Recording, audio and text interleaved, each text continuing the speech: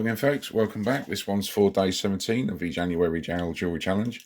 We're still going to play around with these lovely, super fun, super cool 3D printed cuffs from Cox's Picks.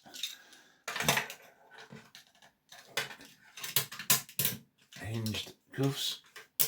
So today we are just going to try and use this bobby pin. As you can see, I've just bent it out. We're going to see if we can get the single lock off.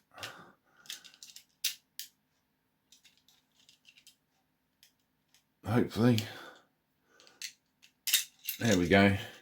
That's a single lock off with a bobby pin. That will be for day 17 of the January Jail Jewellery Challenge. That's it for now. See you on the next one for number 18. Thanks, folks. See you soon. Bye-bye.